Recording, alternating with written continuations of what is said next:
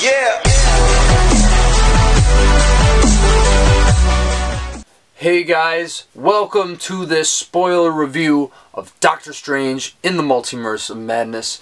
Obviously, I was going to bring this to you earlier than the last one I did, so hopefully I'm not too far behind schedule.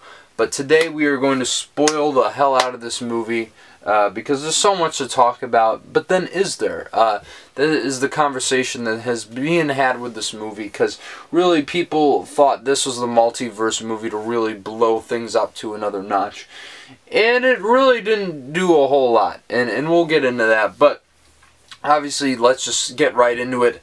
Starting with the opening minutes there, you have America Chavez and another version of Stephen Strange running towards the Book of Vishanti, which they're looking for, and there's like this monster that obviously you see Doctor Strange from Earth 616 fight later on, the Doctor Strange we know. And obviously this is where we set up America Chavez uses, like, she's able to open portals, but she doesn't know how to, and Strange is about to kill her to kind of get her power, which is really kind of brutal, and kind of sets up the conflict between the uncertainty of Strange's character in this film. But of course, she transports them to the Doctor Strange that we know and love, and yeah, and then Doctor Strange dies, and his corpse is brought over as well. And then, of course, we had the setup where Strange is going to Christine's wedding. Ooh, that's kind of a gut punch. And runs into Michael Stuhlbarg's character, who kind of talks about that 5-year period where, so much had happened. His pets died, his brother died. And he kind of, like, places some guilt on Strange and said, did it have to be that way?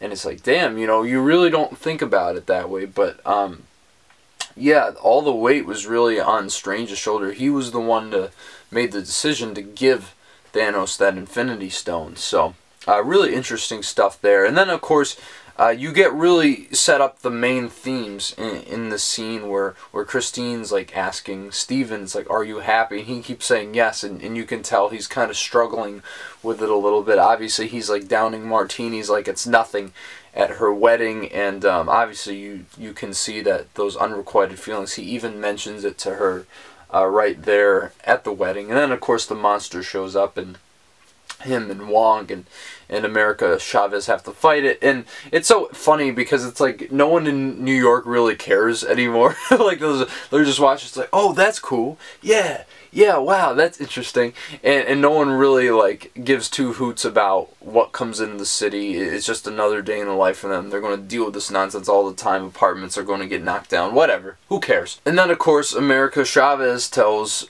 Strange and Wong about how she's able to access these multiverses, and basically Steven's like, what should I do? I should go see Wanda. She knows about multiverses. And then it is revealed, after telling her everything about America Chavez, essentially, or at least, little that he could tell her, Wanda turns out to be the villain. And she has been using the Darkhold. And, this is where a lot of people are going to fall off this movie a little bit, because I don't think the script necessarily defines it so well. Because looking back, you can see, like, this is what Wanda has been leading towards. She's always acting out of self-interest and kind of, like, trying to enact her revenge, especially in Age of Ultron, where she joins Hydra to enact her revenge on Stark. And then you see the events of WandaVision. But even after that, it felt like the end of WandaVision was, like, trying to redeem her. So I'm not really sure why it just felt like a sudden shift. I don't know why the show did that, because really she enslaved a whole town of people. Like, that's a no-no. So I don't really know. Well, I get why it came out to be this way, but I wish it was a little bit more refined in the execution of it. But on that note, Wanda is a great villain in this movie, and not only does Elizabeth Olsen give her best performance as this character, but I really think it's Sam Raimi's direction that makes this what it is. Because, like, there's certain scenes, like, when she's in, like, the mirror dimension. Well, I don't know if you'd call it the mirror dimension, but it's kind of looking at, like, this Funhouse-esque multiple mirrors everywhere kind of surrounding her. And then there's a scene where she starts reaching through water and she starts like vaporizing people or something. It's kind of crazy. And just the way he'll like transition her into the different like portals and stuff, it really is Evil Dead to the umpteenth degree. Like, it is really Sam Raimi's visual style, making her even scarier.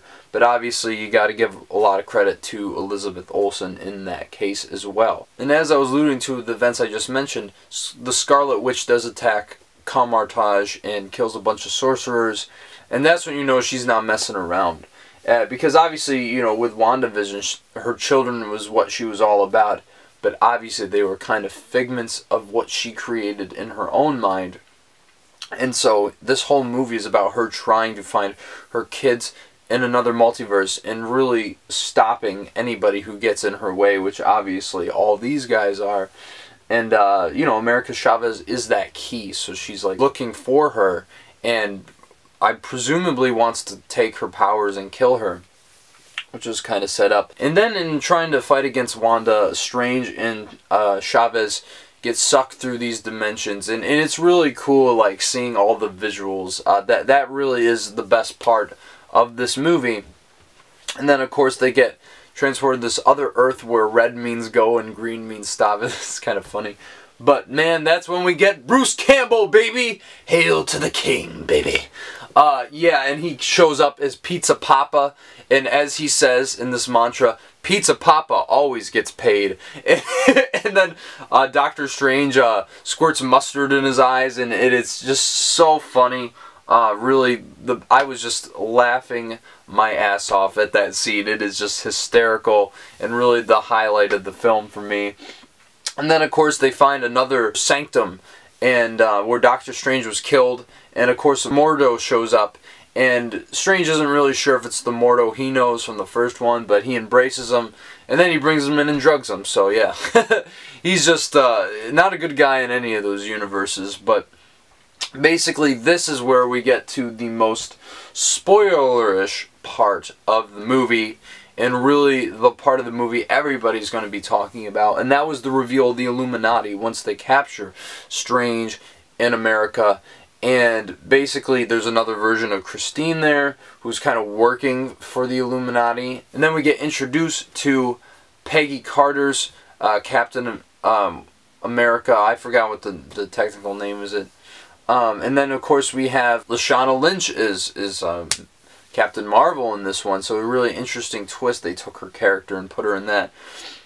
And Black Bolt was another interesting character to have, but I really think the ones everybody's going to be talking about is John Krasinski, is Reed Richards from the Fantastic Four, and of course Patrick Stewart, Sir Patrick Stewart as Charles Xavier. And I just wish they didn't give that away in the trailer. Like, can you imagine how hyped that would have been if people didn't know that Charles Xavier was in the movie?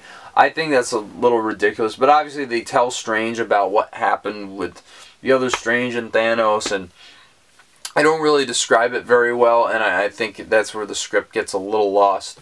You don't really understand the motivation behind why they killed him. Don't even ask. But basically, he set up this world, and basically he's like saying that they have to stop all the other Strangers. I don't know. But then, of course, Scarlet Witch comes into the picture, and they go and fight her, and Mordo and Xavier stay behind with Strange.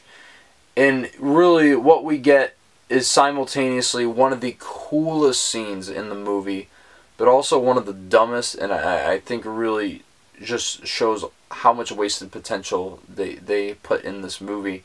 Because, of course, she goes up to him, and I love that line where she asks Reed Richards, like, do you have a family? Or do your children have a mother? He said, yes. It's like, well, at least they'll have someone to take care of them. It's like, jeez! Like, that's some cold-hearted shit. And then John Krasinski as Reed Richards just says the stupidest thing where it's like, Black Bolt can stop you with one word out of his mouth, and he gave away the secret, and then she's like, what mouth? And then he doesn't have one. It was kind of stupid, but really the visuals that they paint in the scene where his head explodes and you see his brain matter coming out of his nose. It's like, what? This is a Marvel movie? And then she explodes Reed Richards like silly putty, which everyone was like, what? They killed John Krasinski as Reed Richards, but then again, this is a multiverse, so they might be bringing him back for the Fantastic Four movie. And then you get in a fight. She kills Captain Carter and Captain Marvel. So yeah, it's really brutal though. Like Captain Carter gets impaled in the chest. That's what I mean. Like these visuals and just the implication of these events that Sam Raimi creates is just really, really interesting. Very, very bold visually and also tonally for the MCU. And that's what I love about this movie. But then again, you also look at it, it's like, you know how much they could have done with those characters? Like, that's what, it just doesn't feel right. It just felt like, oh, we'll bring them in for the scene. It didn't feel like any significant event that is going to have, like, multiple implications on the multiverse going down the line. So I really don't understand what's going on. And then, of course, Charles comes in and tries to stop her. He goes into her head in this really, like, white background, very, very sterile, and he's got this great turtleneck on, and then he sees her down in this basement. She's, like, crying out for help, and then the darkness surrounds him, and she snaps his neck with her mind, and it's a brilliant scene, but it's just like, yeah, here we go.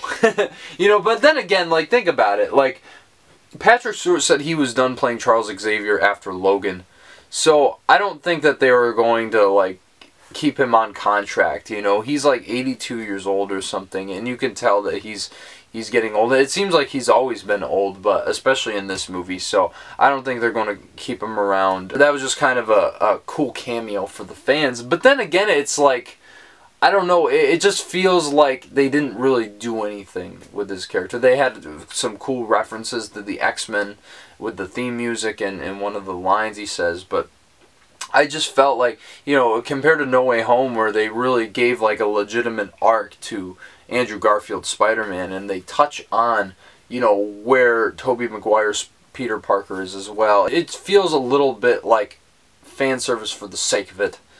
And it is what it is. It was fun, but it didn't really amount to much. So yeah, then Strange beats Mordo, and he's the only one from Illuminati left. And then he meets up with Christine in America, and they start running away from Scarlet Witch. Now, this scene is awesome because I think it shows how great of a villain she is in this movie. She's like a Terminator in this scene, you know, just relentlessly trying to get through all these barriers they place in front of her, just wrecking everything in her path like a beast, and it's really, really compelling scene. And then, of course, they find the Book of Ashanti, and I believe Wanda destroys it.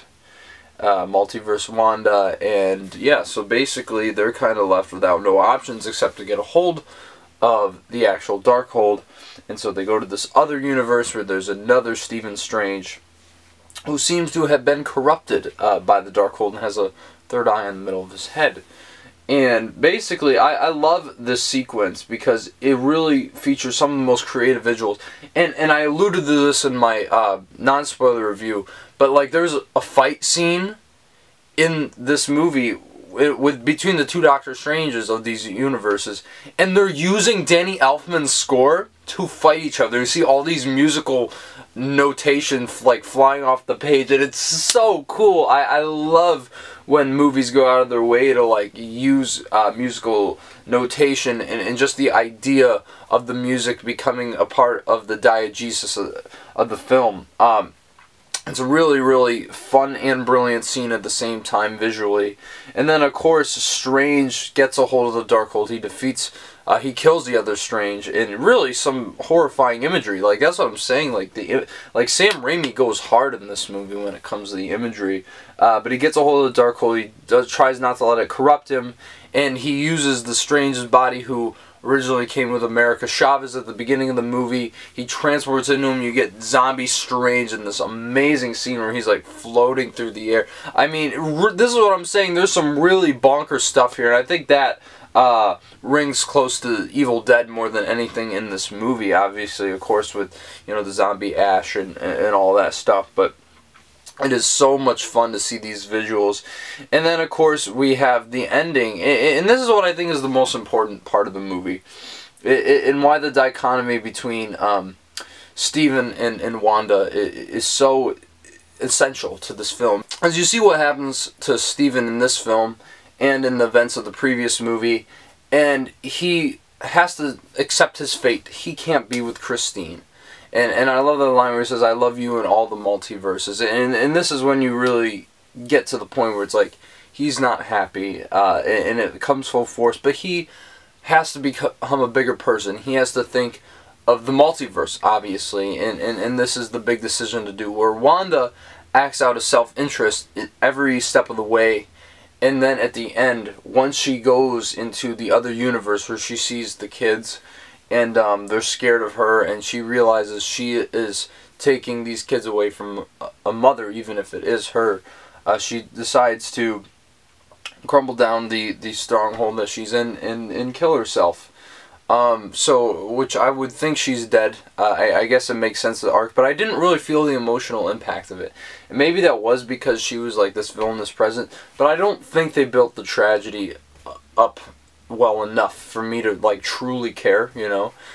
So it is what it is. I thought she was a great villain for what they were going for, but I don't think the elements of it were all that executed very well. And of course, the thing with America Chavez, she's not a really well-developed character. Of course, her mom's got sucked into a multiverse by her accidental doing, and that's kind of like, there's an exposition dump at the beginning of the movie, and then one with Strange and Christine. That's kind of how they get to know each other. It's a little lazy, but I guess it worked pretty well. But overall, I just don't think that there's a lot of meat to that character, and I think they could do a lot of expanding on her, but she could be really cool in you know, down the line in the TV shows or the movies, so we'll see how that pans out.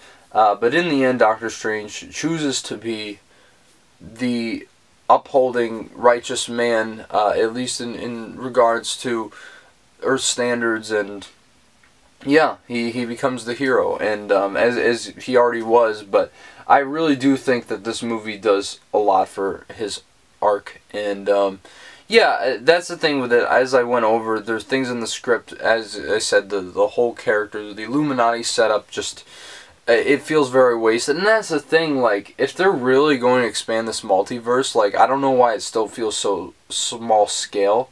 Because it shouldn't be. I mean, this is the multiverse. There's so many characters they still have to bring into here, like Deadpool, which they already said they're making a third one, and I'm assuming that it's going to be in the MCU, because obviously all the meta humor and stuff.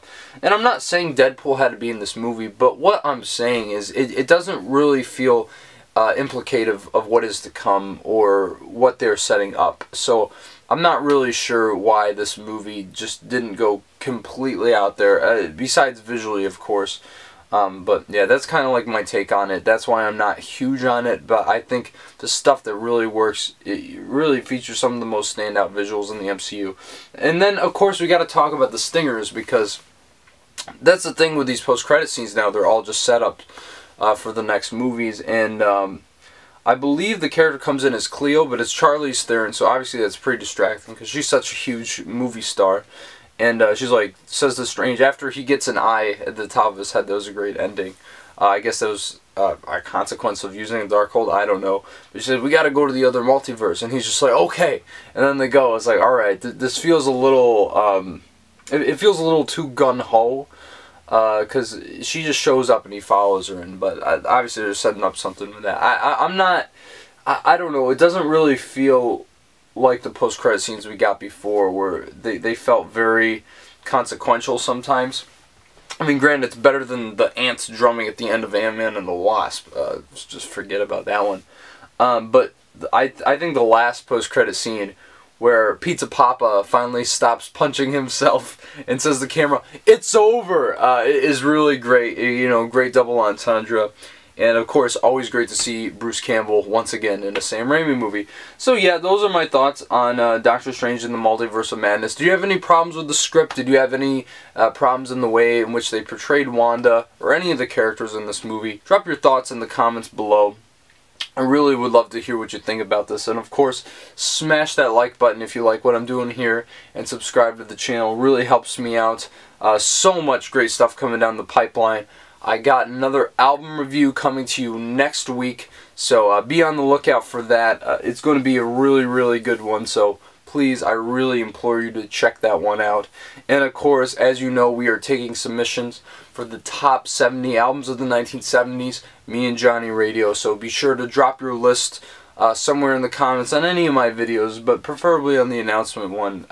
You know, or just send your list my way. You know where to find me, hopefully. And yeah, so until the next video, guys, I'll see you later.